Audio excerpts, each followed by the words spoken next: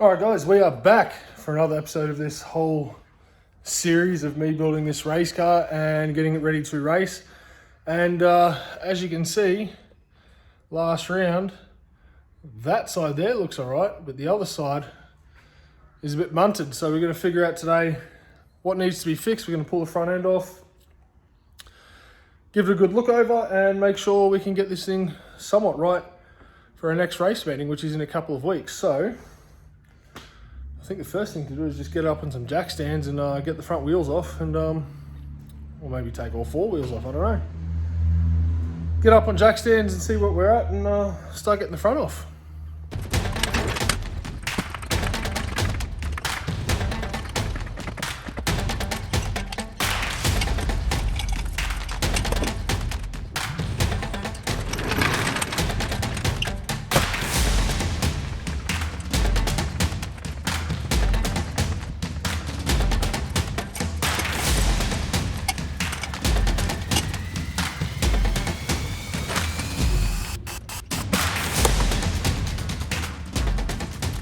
Okay, so as you can see, we've got our bonnet up.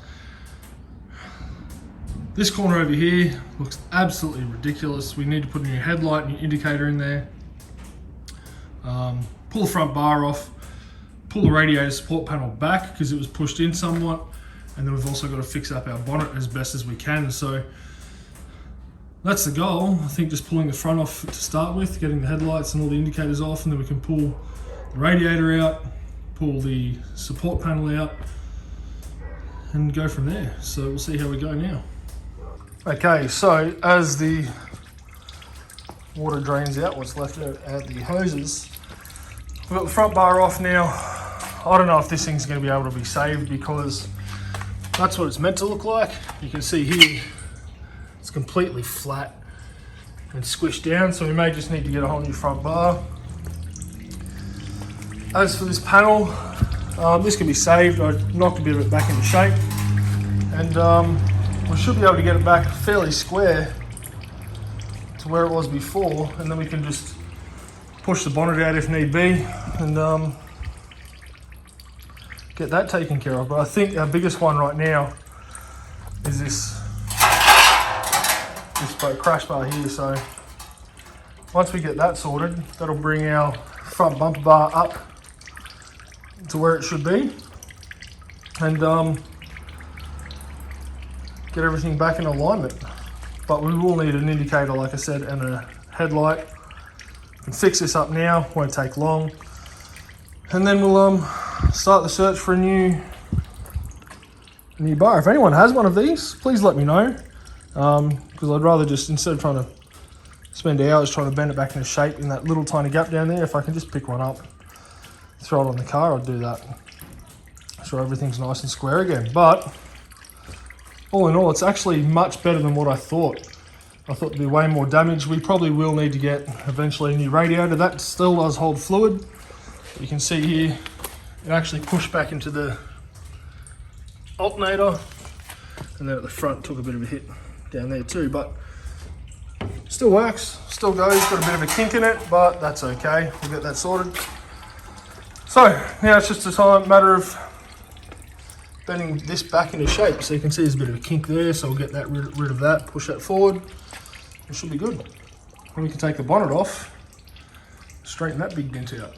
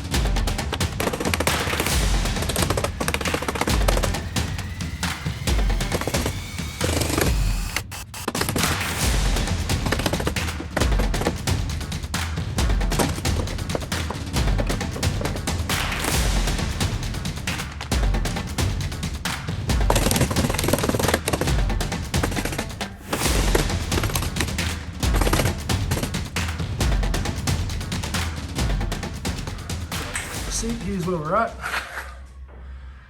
She's kind of back the way it was. It's close. Just this little upright just there probably needs a bit of a work. But everything else seems to be pretty good. I'm just straightening some stuff out so it's not close to the radiator anymore. But you can see both sides, they're both somewhat even. So now it's just a matter of figuring out the parts we need to fix this up, getting them ordered, getting them here, fitting them all up, and away we go. So right now, for sure, headlight, indicator, crash bar if we can find one that goes across there. Radiator holds fluid, so that should be okay. Still cools. But everything else is good. It actually, when it hit that, when the radiator pushed it back into the alternator, it shifted the alternator back, so the alternator belt was squeaking a bit because it wasn't real tight. So I tightened that up, so it's good now. But I think at the moment that's as much as we can do until we can find, until we can get the replacement parts. So if anyone has crash bar, I might try and salvage this one if I can, and then I know I can find some headlights and indicators. I can get those, but it's just the crash bar I think that we'll need, because I'm looking here, that's not meant to be flat, it's meant to be up like that. So we might be able to try and pry it out. We'll see how we go, and then we just need to fix up the bonnet somewhat, and then we should be good to go. So I might just try and fix this up now. If we can't, we'll just have to find another one. If someone does have one, let me know. I'll try and organise something. Okay, well, while we wait for other parts to arrive, and everything seems to be somewhat in order on this front end, can I just say these new Dunlops, they look absolutely filthy. I need to give them a clean. But these ran how many laps? I don't know. Essentially 625-minute sessions on the weekend. And look at this tread depth. How good is that? There's still heaps of depth left in those. So we can keep running those for a couple more meetings. But that's awesome. Like, that's the inside. That was with camber and everything. So that's I'm really happy about that. And I always felt when I was going around corners, obviously it was my first time racing on these tyres, but always felt stable, always felt, there was only one time that I felt like the tyres were literally coming out of me, and I think that's when I ended up in the gravel because I slipped on some oil. But every other time, whenever the back stepped out, you put your foot down and pull it straight really quick. So that's awesome. Well, that is pretty much all I can do at the moment while I wait on some other parts to arrive, and we figure everything out, because now it's just waiting and waiting for the parts. We get it back together, hopefully have it back together in time to take it out to Morgan Park in a couple of weeks' time. So that's the goal. That's what we're aiming for, and if it all works out, that's where we'll be. So we'll just have to wait and see how it pans out. All right, so while I've waiting to find some parts, I'm just going to show you something that I actually made video of this, but I never got a time to edit it because I was just getting everything ready for racing. But I moved the battery in the car from the back to the front, and I'll show you that now. All right, so the battery was in the back of the car. It is now down the front.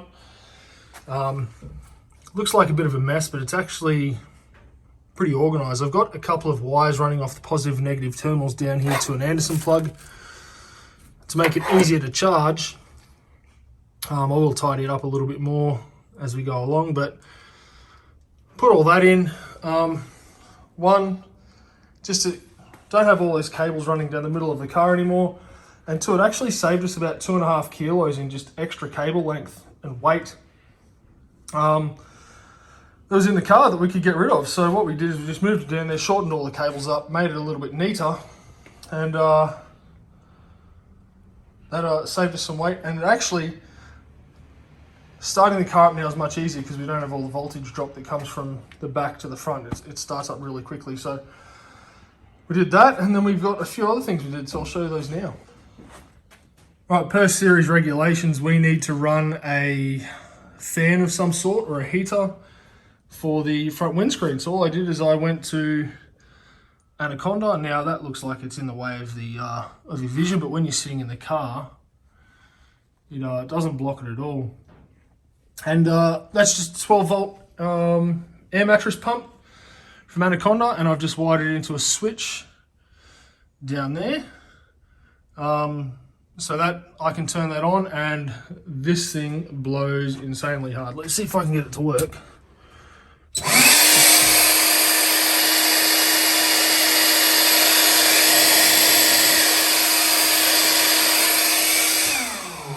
So that's blowing nicely on the windscreen, so that's perfect. And then once we got all that done, move the battery. I actually had to, because we put the Anderson plug on the battery, I had to then wire up our for our charger some Anderson plugs on that, and I'll put some footage of how I did that. It's actually really simple, but I tell you what, not having alligator clips going to the battery is so nice when you have to charge it. All you do is just plug in your Anderson plug, walk away. You don't have to come back and make sure the alligator clips haven't fallen off, things like that. Super simple. So I'll put some footage up now. No turning back. Now, obviously, I don't need to know which ones are positive and which ones are negative, because I can just look at the wires, black and red, obviously. So, next those ones cut off, so we can put that to the side. These ones, I am thinking about running a piece of heat shrink right up the length of this, just because it's a little bit sturdier. So we can look at that. We've got a heat there, so we might do that to start with. Then we can look at putting our plugs on. Alright, so here's what we're going to do. We're going to strip a bit of wire off, about that far, nothing more, on both. Twist it around like so on both of them. And then that part there will then get dipped into your solder, your molten solder, and it takes all of about 10 seconds to harden up and to have a firm connection. So I'll set up the next one, and I'll show you how we do it. Alright, so as you can see, we have our plug there. All I'm using is just a Hot Devil propane torch. We'll turn it on. And all you want is a flame. You don't need it very big, just nice and soft. We'll let that run there for a second, and then we get our solder. Big bit of solder here. Bend it in half like so, because all you're going to do is then you'll put it in there, and it will melt down very, very quickly. And all you do is just heat up the base of this. Get a bit warm. Hit it pop. Put it in. That already snapped off, so that's already nice and hot.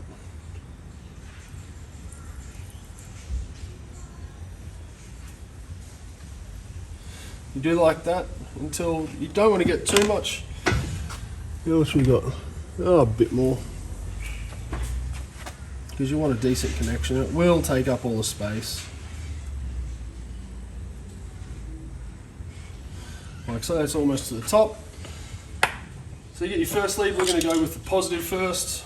No particular reason, it's just easy. Get it hot again. Like so, and then all you're going to do is just dip this in. And you'll feel it harden up.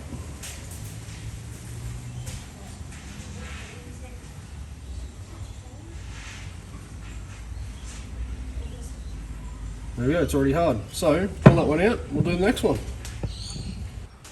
The other thing we did for our last race meeting is I did have some WinMax 4 brake pads in there. I went to some WinMax 6.5s and I love those things. They're so good. I run the Freemax rotors now. Mish from Mish's XL Garage sells those. I had those, I didn't get them off him. I got them when I was in Townsville. They were awesome, absolutely fantastic. So the 6.5s and those rotors were brilliant. The other thing I had to do was put a new drive shaft in on the driver's side because last race meeting when we were out there, the metal cable tie or the metal tie that holds the CV boot onto the drive shaft actually snapped. So if I can get down here, the tie that holds that goes into down here, holds that CV boot on just down there. It snapped, the boot slipped off and it sprayed all the grease in the engine bay, spat it all out. So I thought I better change that because I'm pretty sure it was the original drive shaft that was in this car when I got it from when it was new. So we changed that, got that taken care of, put a new one in. It was fantastic. That was from Racer Industries. Just had to get one really quick. They had it in stock and got it there. So it's apart from a few minor cosmetic things that we may need to change, it's probably good to go. And might drop the oil out before next race meet and change that over, and we'll get started. So I'm going to go inside now and start chasing up crash bar, some headlights and indicator, and see if we can get some more green wrap for it so we've got the green-eyed monster back. Alright guys, only a short video today, that'll do us. That's what we need to get sorted for this car. We'll get onto it, get it fixed up really quickly, and then we can look at getting back out for a next race meeting, which hopefully will be in about 3 weeks, all going well, to a track I've never raced at or never taken the car on. So a bit more of a technical track, but that's all right. We'll get it taken care of. So when I get these parts in, guys, I'll get a video up of fixing it all up, taking care of it, and getting it right. See you next time. Bye.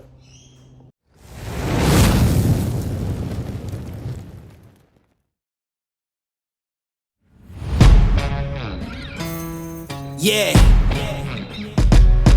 let's go.